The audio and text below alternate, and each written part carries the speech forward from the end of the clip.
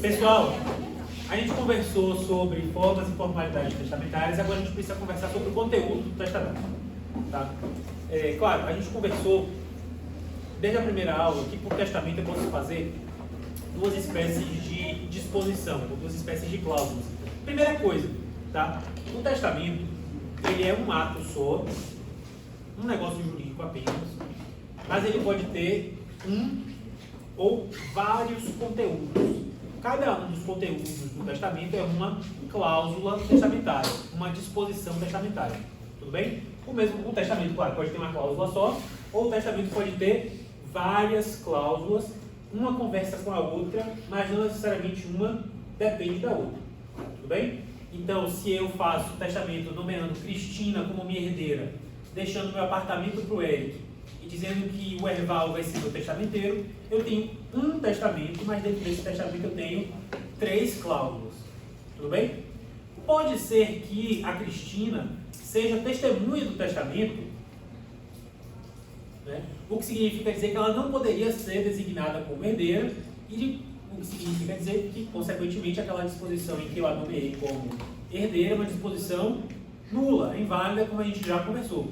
Isso não afeta em nada o restante do conteúdo do testamento, pelo qual eu deixei um apartamento para o Eric e pelo qual eu deixei Erval para ser meu testamenteiro. Tudo bem? Então as cláusulas testamentárias convivem entre si e não necessariamente uma depende da outra. Tudo bem? Às vezes, uma vai depender da outra e a gente vai conversar sobre isso em instantes. O que eu quero que vocês entendam é um único testamento pode ter várias cláusulas ou disposições testamentárias, que podem, repito, ter natureza patrimonial ou podem ter natureza extrapatrimonial. É muito importante a gente saber redigir essas cláusulas e a gente vai ver alguns mecanismos que a lei traz para que a gente possa efetivamente fazer um testamento que reflita aquele que é o desejo da pessoa que está ali procurando para uma assessoria, para uma consultoria em forma de você elaborar uma minuta de testamento para ela. Tudo bem? Então a primeira coisa que a gente tem que ver é que a disposição testamentária, a cláusula testamentária, pode ser pura e simples. O que significa dizer que pode ser pura e simples? Sem qualquer elemento acidental, né? Ou seja, é uma disposição testamentária que não está subordinada, por exemplo, a condição, termo, nem encargo. Ou seja, no meio de Cristina, a minha herdeira. Ponto. O que significa dizer que quando eu morrer, automaticamente, o que é que acontece? Ela é minha herdeira. Tudo bem? Beleza. É um tipo de coisa mais comum.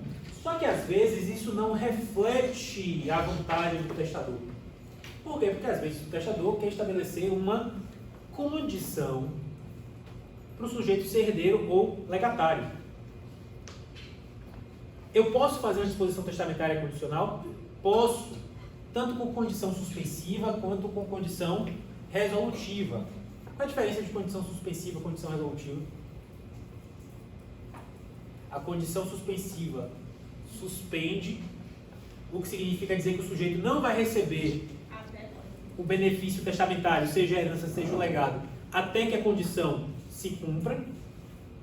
E por outro lado, se for uma condição resolutiva, o sujeito automaticamente com a morte se torna herdeiro ou legatário, mas caso a condição se cumpra, aquele direito sucessório desaparece. Isso é possível? É. Então eu posso nomear Pedro para ser legatário do meu apartamento, desde que ele se forme em medicina na UFOB. Topa, Pedro? Se formar em medicina na UFOB. Então Pedro vai ser médico pelo UFOB.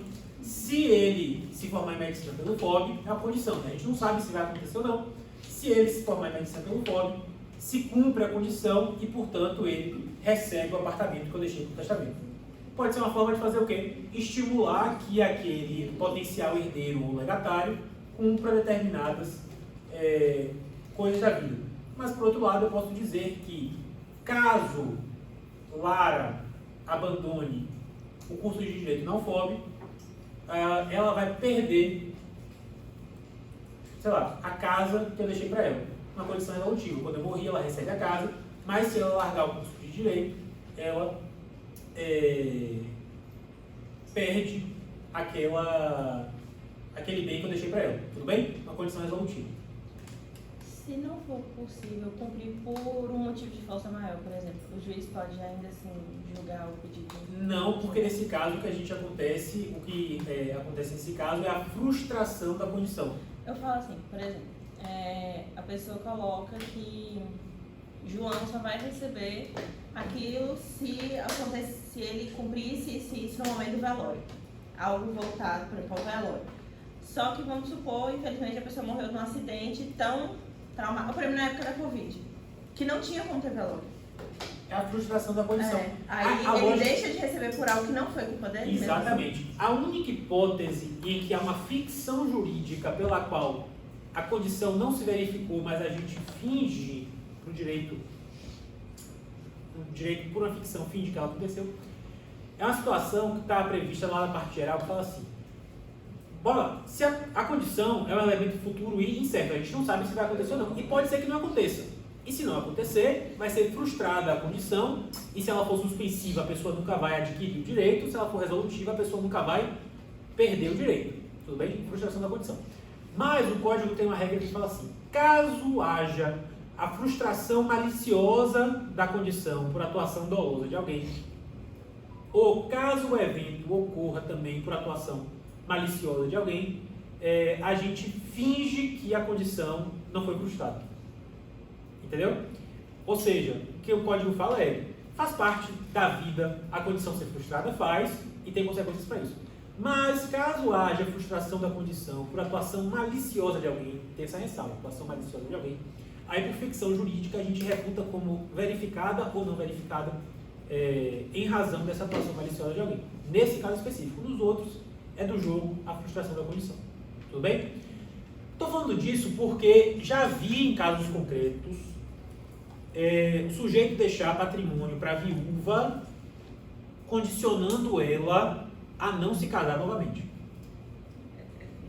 Deixo o apartamento tal para minha companheira que viveu comigo, desde que não se case novamente e não constitua nova família, ou desde que não leve ninguém para morar lá com ela.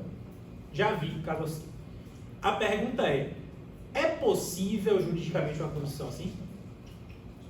Porque vai ser posterior, por exemplo, depois que o bem já é dela, ela faz com ele o que bem entender, não? Não, é suspensivo. No caso seria resolutiva, né? Ou seja, você recebe o apartamento, mas se você casar de novo, você perde o direito a ele. Condição resolutiva. Eu posso colocar uma condição resolutiva? Eu posso. Nomeio Lara minha legatária, desde que ela não largue o curso de direito da UFOB. Se ela largar o curso de direito da UFOB, ela perde o direito. Eu posso fazer isso? Posso. Posso condicionar alguém a não se casar sob pena de perder o benefício testamentário? Ou por outro lado, nomeio Carla, minha herdeira, desde que ela se case com... Qual é o nome do? Plínio. Desde que ela se case com Plínio. Eu posso fazer isso? Condicionar um benefício testamentário a uma pessoa se casar? Mas no caso que ele vai entender como se fosse uma fé do testador, porque é uma coisa que vai infligir, digamos assim, diretamente na liberdade? Tudo infringe na liberdade. A pessoa continuar fazendo um curso superior também infringe na liberdade. Só para receber um bem. Eu quero que vocês pensem sobre isso. Por quê? Não sei se equipara a questão educacional com a questão de casamento quando se vê esse Instituto Legal do Casamento, entendeu? Então, a condição, eu falei para vocês, a condição, ela é uma excelente forma de o testador estimular o beneficiado a fazer alguma coisa que ele quer que faça. Concluir o ensino superior, por exemplo. Ou então, sei lá, você vai receber minha herança desde que você todo ano pague um valor X para as obras sociais em Manduce. Né? São situações que você quer o estímulo de uma conduta positiva. Mas, embora não haja decisão de Supremo Tribunal Federal nem de STJ a esse respeito, eu duvido muito que prevaleça em juízo uma determinação especificamente relacionada à coisa como casamento. Tá? Por quê? Porque querendo ou não, casar é direito fundamental, né? É a liberdade de casar, é a liberdade de ser eu caso ou não e com quem eu caso. Então, se você condiciona isso, esse direito fundamental a uma disposição testamentária, eu acho difícil que prevaleça. Né? Mas já vi testamento assim.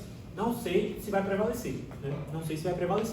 Eu já vi o sujeito de fato deixando o apartamento para a viúva, desde que não se case novamente. É interessante que nem precisava deixar o apartamento para a viúva, porque ela tem direito de reabilitação. Mas no caso ele deixou a propriedade do apartamento para a viúva, sob pena de ela, desde que ela não se casasse novamente. Matheus. O direito de reabilitação não é quando só tem um imóvel? O único daquela natureza é inventariado. Se tivesse outros, aí pode ser o caso.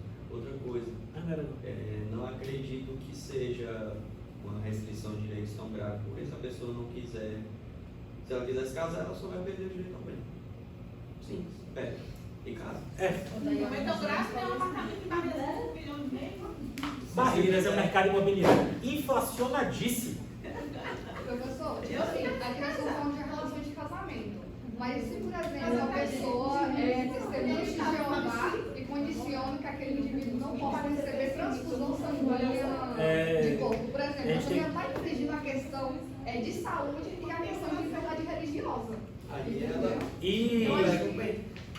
E nos Estados Unidos teve um caso até famoso de um pai que condicionou o filho a receber herança desde que ele se casasse com uma mulher, um filho homossexual, e o pai disse: você só vai receber minha herança se você se casar com uma mulher. Na verdade, tem muitas histórias assim, tanto assim, que eu já vi, né? Aquelas histórias de romance e tal. Você que gosta disso, condiciona fulano até a herança apenas sobre se ela se casar, se ele se casar com fulano e tal. Também tem essas situações, sabe? Que são muito problemáticas. Sim. Eu acho muito problemáticas. Você pode colocar isso no testamento? Você pode. Se vai prevalecer, é uma situação completamente diferente. Vamos fazer um parâmetro com aquilo que você comentou sobre um pai que faz um testamento para retirar as filhas, por serem mulheres, então, e tiver com os preceitos fundamentais. Então, na balança dos preceitos fundamentais, a gente sabe que aí a gente vai partir para outros princípios. E professor, se não prevalecer a condição, a pessoa ainda recebe o bem? Recebe porque a condição vai ser tida como não escrita. Isso. E aí vai receber. Difícil, né? Mas eu posso colocar a deixa testamentária como um encargo. Por que é um encargo? O dever de fazer alguma coisa. Né? Ou seja, você vai receber desde que você faça. Você vai receber, mas você vai ter que... A gente conversou isso falando dos animais. Você vai receber, mas você vai cuidar do meu cachorro. Você vai receber, mas você vai pagar uma pensão lá para as obras sociais em Mandu. Você vai receber meu imóvel, mas você vai ter que cuidar do meu pai idoso até ele falecer. Eu posso fazer isso? Posso. E eu posso colocar esse encargo como uma condição. Né? Posso colocar esse encargo como uma condição, ou seja, você vai receber, vírgula, desde que você faça tal coisa. Por que é interessante colocar o encargo como uma condição? Porque se a pessoa descumpre, perde o direito e, portanto, não vai receber nada. Ou seja, é um estímulo a mais. Colocar o encargo por si só não suspende a aquisição do direito. Tá? Eu colocar o encargo por si só não impede a aquisição do direito. Ou seja, eu nomeio Cristina minha herdeira, mas ela vai ter que pagar R$1.000 por mês para as obras sociais e Mandus.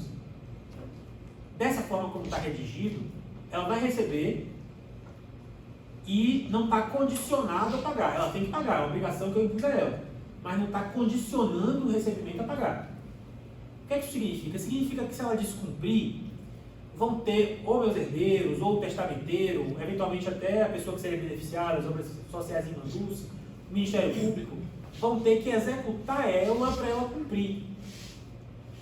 Tudo bem? Se eu coloco como uma condição, o que acontece?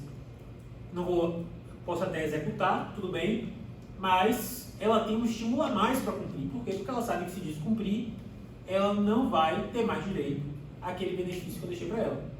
Então, por si só, o encargo não condiciona o recebimento da herança ou do legado.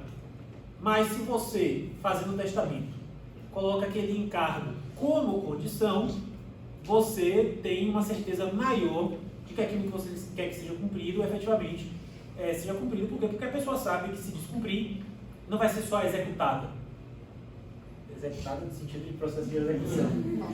Né? Mas, para além de poder ser executada, corre o risco de perder aquele patrimônio, aquele benefício que recebeu. Pode falar, Matheus. E se a pessoa entrar em insolvência civil, ela é obrigada a, por exemplo, vender o bem para continuar com o bem com obrigação? Ou existe exceção nesse sentido? Não há previsão específica nenhuma nesse caso. Vai ter que olhar muito qual é o conteúdo do testamento, muito qual é o patrimônio dela, quais são as dívidas, até mesmo porque ninguém pode cumprir mais do que tem, né? Então, se a pessoa perdeu completamente as condições socioeconômicas, entrou em uma situação de vulnerabilidade socioeconômica que não consegue nem cuidar de si própria, efetivamente você não vai conseguir forçá-la a nada. E de toda forma, se eu coloco como uma condição, por exemplo, uma condição, eu posso colocar como uma condição suspensiva, no sentido de que Eric vai ser meu herdeiro desde que ele construa uma escola na zona rural de Barreiras, ou seja, ele só vai receber minha herança depois que ele construir a escola na zona rural de Barreiras, mas, por outro lado, eu posso dizer assim, Laís vai ser minha herdeira desde que ela cuide do meu pai até meu pai morrer. Se ela colocou meu pai no asilo, o que é que vai acontecer com você? Vai deixar de ser herdeira. Se eu coloco como uma condição resolutiva, esse herdeiro legatário tem uma propriedade resolúvel. O que significa propriedade resolúvel? Que ela se resolve, ou seja, tudo bem. Por que você não virou monitora de coisas? Mas quem está alegando? Oi? Quem está alegando? Tem que alguém. A pessoa que seria beneficiada pelo encargo, os herdeiros legítimos, né, o testamenteiro ou até mesmo o Ministério Público. Depois de aberta a sucessão, o Ministério Público tem interesse no cumprimento forçado do encargo. Tudo bem? Então, se eu descumpro o encargo, eu posso ser executado caso o encargo seja puro e simples, mas se o encargo tivesse sido previsto como condição, o que é que vai acontecer? O sujeito vai perder aquele direito que ele tinha. Professor, esse caso é considerado um mínimo existencial ou não? Por exemplo, a pessoa não cumpriu a condição, mas só tem esse bem, só tem essa casa que foi dada como... Perdeu o título. Mesmo que ela não tenha mais nada, não... Perdeu o título que justificava a aquisição daquela propriedade. É uma propriedade resolúvel, que se resolve. Se resolve de que forma? Com a condição. Que condição é essa? O cumprimento do encargo. Se houve descumprimento, a propriedade resolveu. Então, esse caso não se fala de mínimo existencial. Não é que não se fale em mínimo existencial, mas é que o título da propriedade dela era um título resolúvel. Da mesma forma, se eu deixo de pagar o financiamento do meu apartamento, a Caixa vem e vai tomar. Eu vou ficar sem meu apartamento. A lógica é mais ou menos a mesma. Por quê? Porque também se trata de um título resolúvel que eu tenho, pelo menos enquanto não terminar de pagar o financiamento, entendeu? Ou seja, eu tenho uma propriedade que está condicionada. Tudo bem?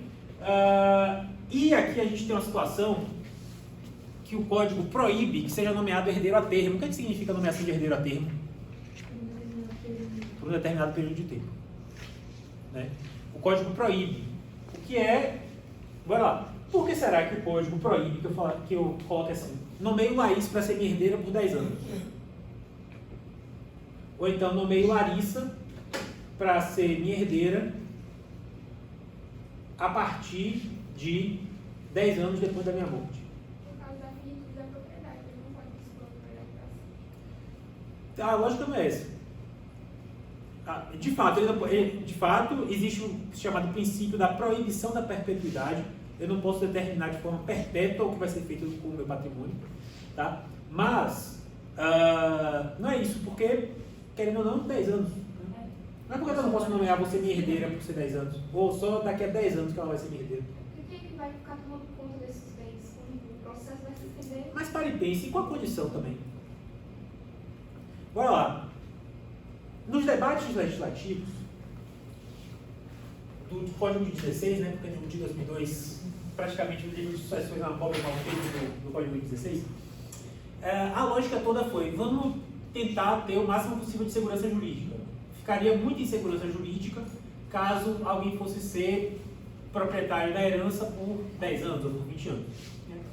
Qual é o problema? O problema é que o termo é um evento futuro e incerto. Ou seja, eu sei até quando aquele sujeito vai ser proprietário. Mas isso foi considerado inseguro demais. Por outro lado, a condição é um evento futuro e incerto. Ou seja, eu não sei se o sujeito vai ser proprietário, eu não sei se ele vai deixar de ser proprietário, e aí eu posso. Ou seja, pegar a situação mais insegura e permitiram, e pegar a situação mais segura e não permitiram. Brasil. É isso aí. Então, Tudo bem? a justificativa é segurança jurídica. A justificativa para a proibição do herdeiro a termo é segurança jurídica, o que não faz sentido nenhum, já que eu posso ter herdeiro sob condição. Né? Duas coisas. Eu não posso nomear herdeiro a termo. Então, seu cliente quer beneficiar Lavínia por 10 anos. Pode? Sendo herdeira? Não. E sabe que se colocar que Lavínia vai ser minha herdeira por 10 anos, aquele prazo de 10 anos não vai prevalecer, ela vai ser minha herdeira por quanto tempo? Para sempre. Né? Se eu coloco um termo na nomeação de herança, aquele termo é ignorado e a disposição é tida como pura e simples. Mas eu posso nomear legatário a termo. Por que eu falei para vocês que era importante saber diferenciar herdeiro de legatário? Porque existem regras que se aplicam apenas para herdeiros, existem regras que se aplicam apenas para legatários. Eu posso nomear legatário a termo, ou seja, eu posso nomear Herval para ficar com o meu apartamento por 20 anos. Para ele ter onde morar pelos próximos 20 anos. Daqui a 20 anos, o título de propriedade dele vai desaparecer e aquele apartamento vai seguir os rumos da sucessão legítima. Tudo bem? Eu não posso nomear herdeiro a termo, eu posso nomear legatário a termo. Tudo bem? Outra coisa, eu posso nomear herdeiro a termo dentro do contexto de substituição fideicomissária. Eu posso nomear herdeiro a termo dentro de substituição fideicomissária. O que é substituição fideicomissária? Nomeio Laís, minha herdeira, e, sob determinado termo, determinada condição, ou então quando Laís morrer, aquele benefício que ficou com ela vai ser transmitido para os filhos ainda não concebidos de Daniel. A gente vai conversar melhor sobre substituição fideicomissária quando a gente vai falando de substituições. Tá? Então, vamos ver aqui. Nomeio Jorge herdeiro de 20% do meu patrimônio. Posso fazer isso? Como se dá o nome dessa disposição? Por simples, perfeito. Deixo minha casa em lei para Mateus, desde que ele não abandone a faculdade de Direito.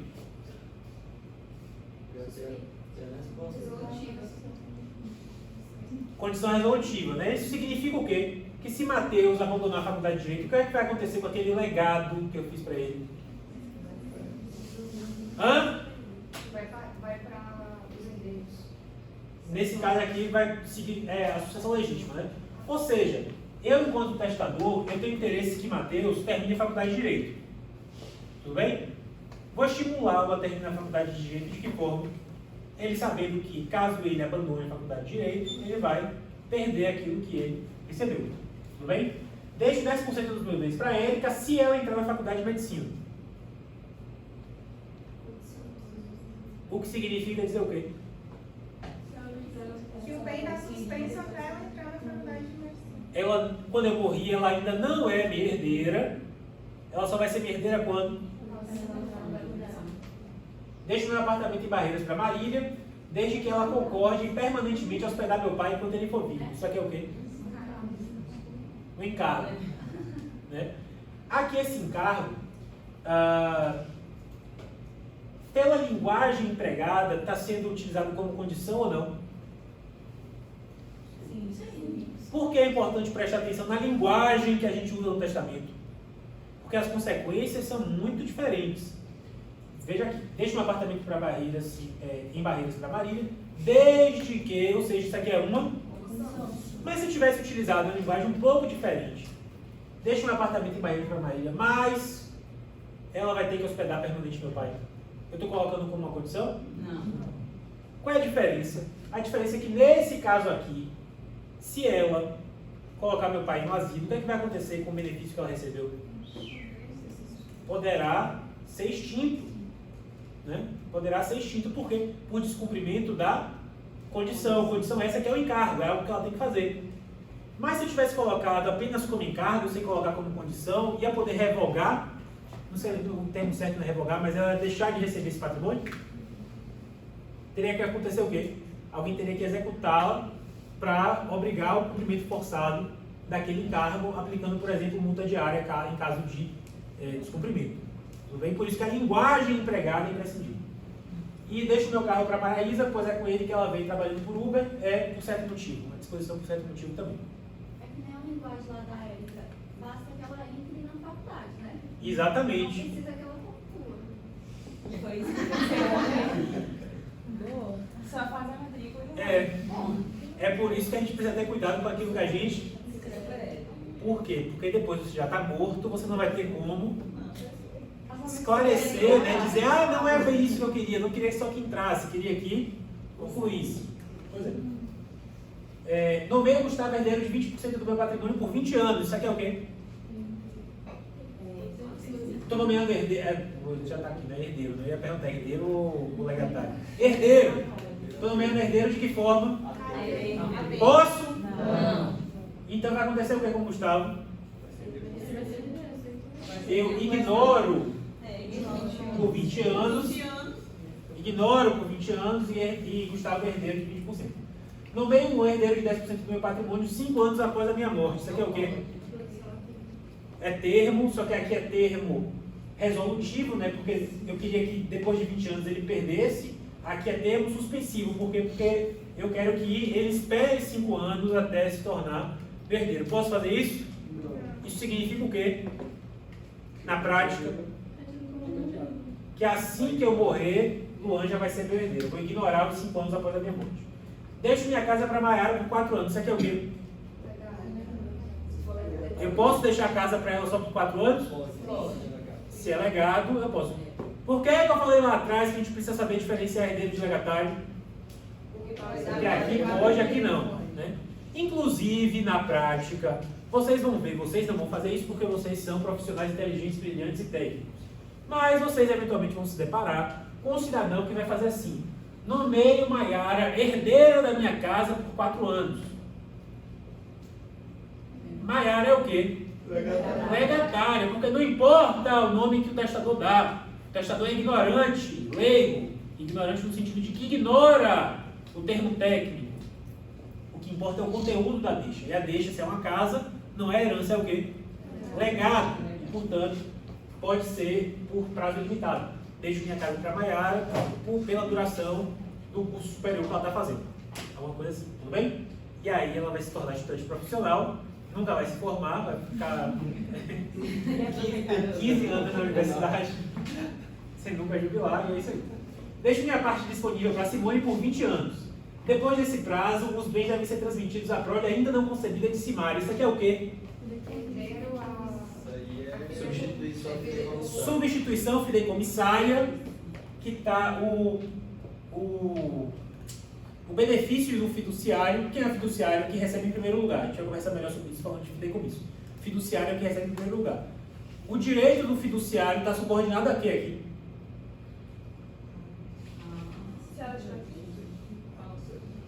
Não. Simone é fiduciário, que está recebendo em primeiro lugar. Simária é o fideicomissário que vai receber em segundo. A gente vai conversar melhor sobre isso em instantes. O direito de Simone está subordinado a quê? Ao prazo de 20 anos, que é um termo. Eu posso fazer isso? No contexto do fideicomisso e apenas nele eu posso. Tudo bem? E aí a gente entra para a questão da interpretação, e por isso que é importante vocês terem cuidado com o que vocês escrevem, porque muitas vezes a gente vai precisar discutir o que é que o testador quis dizer com a disposição testamentária dele. Ainda mais se for um testador que não procurou você, Eric, nem você, Erval, para elaborar uma minuta de testamento. Tudo bem? Até mesmo porque é o que eu falei, se o sujeito disser que Maiara é herdeira da casa por 4 anos, isso significa o quê? Significa que foi uma pessoa que não foi bem assessorada, ou não foi assessorada de modo algum, elaborando o testamento dele. Né? Qual é o problema? O problema é que aqui a gente tem uma regra hermenêutica diferente dos negócios jurídicos. Negócios jurídicos como um todo são interpretados, isso está lá na parte geral, negócios jurídicos como um todo são interpretados conforme o uso usual da linguagem. Tá? Mas a gente não vai aplicar sentido usual e comum da linguagem para o testamento. Por quê? Porque o testamento, sendo uma declaração de última vontade, a gente tem que prestar atenção especificamente aquilo que o testador quis dizer. Né? Qual é o problema? O problema é que discutir isso em juízo depois que o testador já está morto é muito o quê? Difícil, né? Como é que o testador vai aparecer em juízo para dizer o que é que ele quis dizer? Não vai! Por isso que a gente precisa tomar o quê? Tomar o máximo de cuidado possível para redigir da forma mais clara possível. E aqui entra uma discussão que a gente teve na primeira aula, que a gente vai retomar agora, que é o seguinte: o sujeito testa e muito provavelmente ele não vai morrer na sequência. Né? É a declaração de última vontade, porque por ficção jurídica a gente finge que o testamento foi elaborado no último suspiro do cidadão, mas não foi, normalmente, até pode ter sido, mas a regra é que não tenha sido. E o que acontece se as circunstâncias mudam? Eu levo em consideração que vontade? A vontade que o sujeito em tese teria no momento que fez o testamento, ou a vontade que o sujeito em tese teria às vésperas de morrer?